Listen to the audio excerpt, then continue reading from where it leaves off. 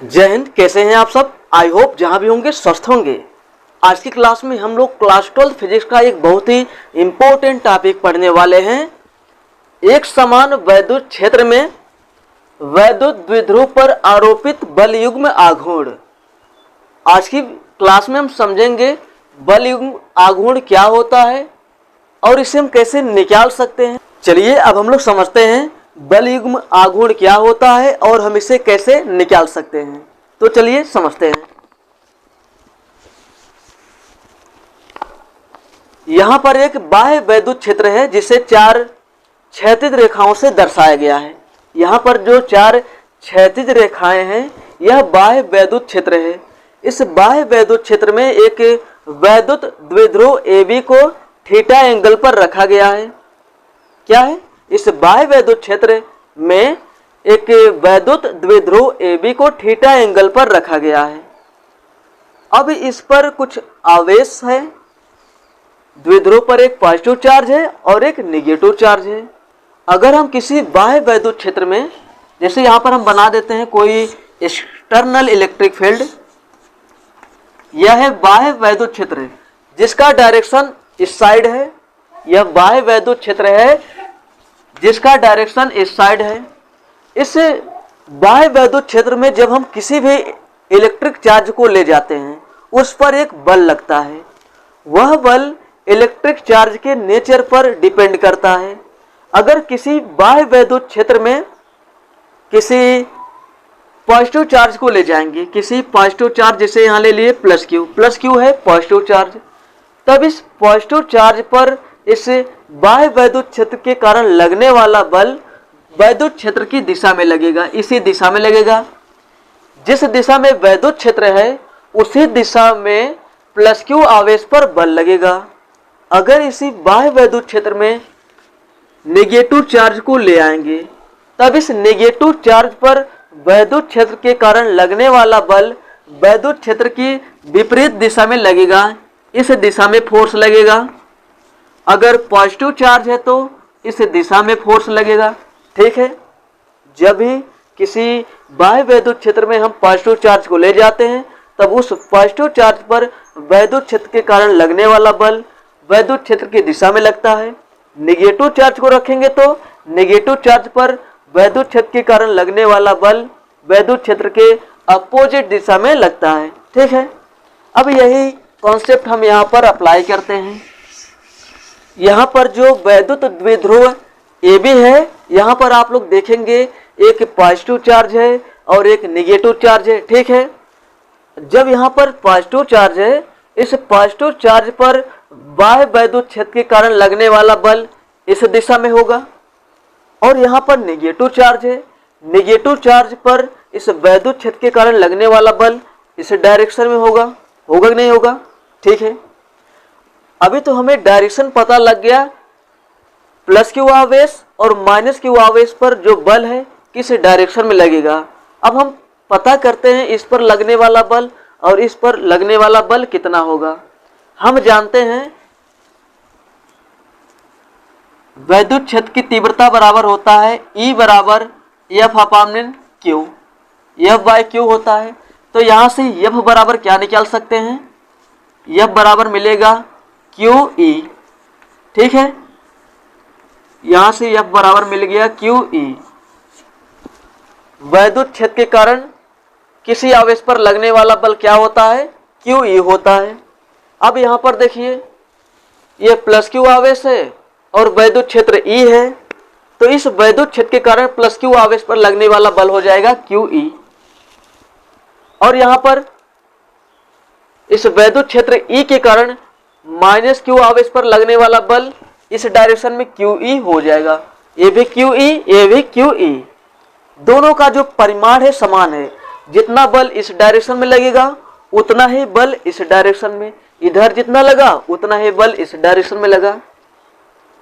Minus plus जो है केवल इसका नेचर बता रहा है, कौन धनात्मक है कौन ऋणात्मक है।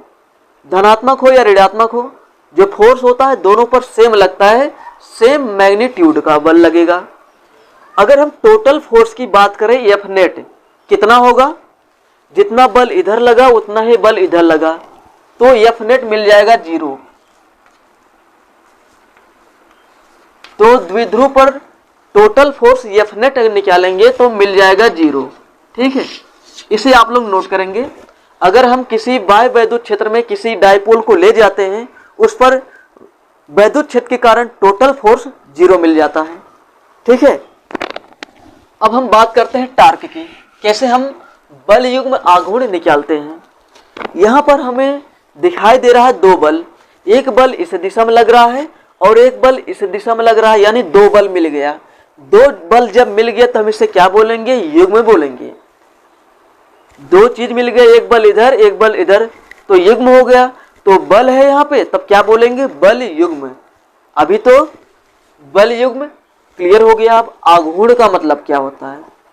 जो फोर्स होता है वह किसी भी ऑब्जेक्ट को लीनियर मोशन करवाता है, किसी एक रेखा में गति करवा देता है। लेकिन जो बल युग्म होता है वह किसी भी ऑब्जेक्ट को सर्कुलर मोशन करवाएगा या किसी एक्सिस के अलोंग मोशन करवा देता है। जो बल युग्म आघूर्ण होता है वह किसी भी ऑब्जेक्ट को लीनियर मोशन नहीं करवा सकता, वह किसी भी एक्सिस के अबाउट क्या करवा सकता है, मोशन करवाएगा इस तरह, यानी घुमा देगा। घुमाने का काम करता है कौन, बल युग्म। आघूर्ण मतलब घुमा देना। तो हम यहां पर क्या निकालेंगे, टार्क। टार्क भी एक प्रकार का फोर्स ही होता है। जो टार्क है एक प्रकार का फोर्स ही होता है। दोनों में अंतर क्या है, टार्क केवल घुमाने का काम करता है। अगर हम केवल बल की बात करेंगे तो बल किसी भी ऑब्जेक्ट को एक रेखा में गति करवा देता है, और जो टार्क होता है किसी भी ऑब्जेक्ट को सर्कुलर मोशन करवाएगा या किसी एक्सिस के अबाउट मोशन करवा देता है। तो चलिए टार्क निकालते हैं। टार्क कैसे निकाला जाएगा, इसे हम टाउ से डिनोट करते हैं। तो टार्क बराबर हो जाएगा फोर्स, टार्क बराबर होता है फोर्स गुणे में क्या करेंगे, दोनों बलों के क्रिया रेखाओं के बीच लंबवत दूरी। दोनों बल कौन कौन से हैं, एक बल ए हो गया और दूसरा बल ए हो गया। इसको हम अगर इधर बढ़ाएं तो ये क्या हो गया, इसको भी हम इधर बढ़ा दें। ये पहले बल की क्रिया रेखा है और ये दूसरे बल की क्रिया रेखा है। तो यहां हम लिख देते हैं टार्क बराबर एफ गुणे दोनों बलों के बीच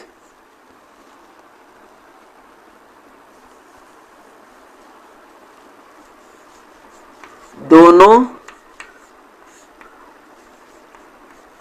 बलों के क्रिया रेखाओं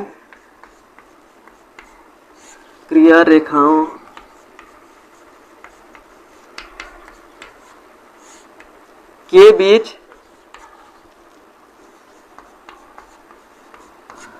लंबवत दूरी।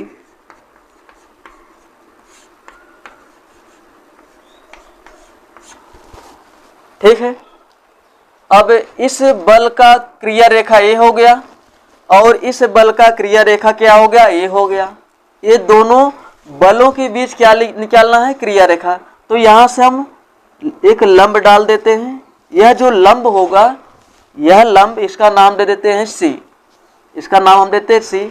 यह जो BC है, यह BC दोनों बलों के बीच लंबवत दूरी है।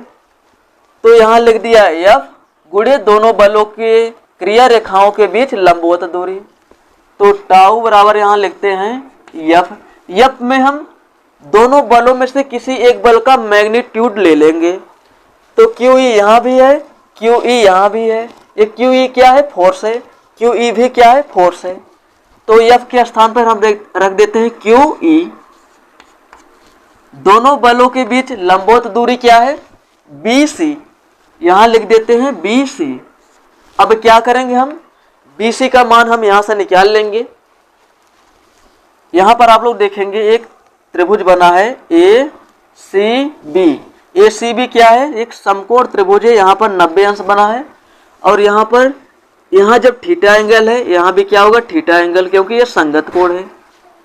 जब दो समांतर रेखाओं को एक तिर्यक रेखा काटती है, मान ले क्या है, ये समांतर रेखा है, एक तिरछी रेखा काट रही है, ए कोण और ए कोण आपस में बराबर होंगे।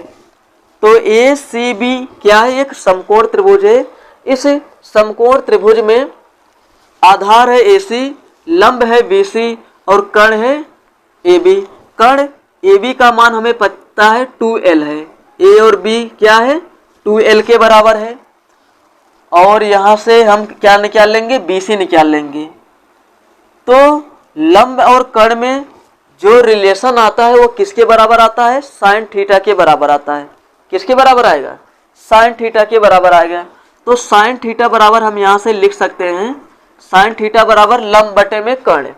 लंब यहाँ पर BC है, कर्ण यहाँ पर AB है। लंब BC हो गया, कर्ण यहाँ पर AB हो गया। ठीक है, अब वहाँ पर BC और AB का मान रख देते हैं। तो साइन थीटा बराबर BC का मान कितना है, BC का मान हमें नहीं पता है तो लिख दो BC बटे में AB। AB का मान है 2L, AB का मान है 2L। तो यहाँ से BC कैलकुलेट कर लेंगे। तो BC बराबर मिल गया 2L साइन थीटा। तो BC की जो वैल्यू यहाँ आ गया हम यहाँ पर रख देते हैं। तो टाउ बराबर मिल गया QE गुणे 2L साइन थीटा। ठीक है, इसे हम कुछ इस प्रकार लिख सकते हैं, टाउ बराबर E गुणे Q into 2L sine theta. Q into 2L को क्या लिख सकते हैं, P वैद्युत द्विध्रुव आघूर्ण बोलते हैं इसे। P बराबर क्या होता है, Q इंटू 2L होता है। तो Q इंटू 2L के प्लेस पर क्या रख देंगे हम, P रख देंगे। तो टाउ बराबर क्या मिल गया, E P साइन थीटा। ये हमारा फाइनल रिजल्ट है, यही है बल युग्म आघूर्ण। यहाँ पर जो टाउ आया है, टार्क है, यही है बल युग्म आघूर्ण। क्या मिल गया, टाउ बराबर EP साइन थीटा। अगर हम इसे क्या लिख दें वेक्टर फॉर्म में, तो वेक्टर फॉर्म में हम इसे इस प्रकार लिख सकते हैं, vector E cross vector P। ये हो गया ये वेक्टर फॉर्म। जैसे आपको पता होगा vector A cross vector B होता है, उसे हम लिख सकते हैं AB साइन थीटा। जैसे यहाँ पर होता है vector A cross vector B, उसे हम क्या लिख सकते थे, AB साइन थीटा। तो जहाँ पर vector E cross vector P है, इसे हम क्या लिख सकते हैं, EP साइन थीटा। तो ये हो गया वेक्टर फॉर्म, ये हो गया। तो ये क्या है, वेक्टर फॉर्म। इसे मान लो समीकरण 1, इसे समीकरण 2 मान लो, इसे समीकरण 1 मान लो। अब यहाँ पर हम कुछ स्पेशल कंडीशन पढ़ते हैं। स्पेशल कंडीशन, विशेष स्थितियां यहाँ पर कुछ बनती हैं, उसके बारे में चर्चा करते हैं। स्पेशल कंडीशन फर्स्ट, जब थीटा बराबर 0 हो, जब थीटा बराबर क्या हो, 0 हो। थीटा बराबर 0 का मतलब है जब इस डायपोल AB और वैद्युत क्षेत्र की दिशा एक ही हो। यानी कुछ इस डायपोल को हम ऐसे रख दें, यहाँ प्लस Q, यहाँ माइनस Q। यहाँ आप देखेंगे बाह्य वैद्युत क्षेत्र की दिशा और वैद्युत द्विध्रुव की दिशा एक ही है। तो क्या होगा, यहाँ हम रख देंगे 0। तो टाउ बराबर मिल जाएगा EP साइन थीटा के स्थान पर 0। तो साइन 0 का मान कितना होता है, 0 होता है। तो पूरा कितना मिल जाएगा, 0। टाउ का मान आ गया 0। ठीक है, अगर हम इस वैद्युत द्विध्रुव को वैद्युत क्षेत्र की दिशा के लंबवत रख दें, ये तो वैद्युत क्षेत्र है, इसको हम सीधा ऐसे रख देंगे, सीधा ऐसे लंबवत रख देंगे। वैद्युत क्षेत्र में वैद्युत द्विध्रुव को लंबवत रख देंगे। किसके लंबवत, वैद्युत क्षेत्र की दिशा के लंबवत। ये है वैद्युत क्षेत्र, इसका डायरेक्शन इधर है, और ये हो गया वैद्युत द्विध्रुव, क्या है, लंबवत है। अब यहाँ पर जो थीटा बन रहा था अभी 0 था, अब यहाँ पर 90 हो गया।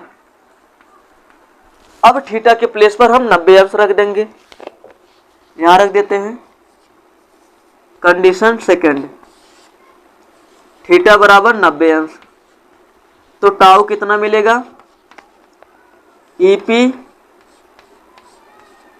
Sign 90 degree. साइन 90 अंश का मान कितना होता है, 1 होता है, तो ये तो हो गया 1, तो बचा क्या, टाउ बराबर ईपी।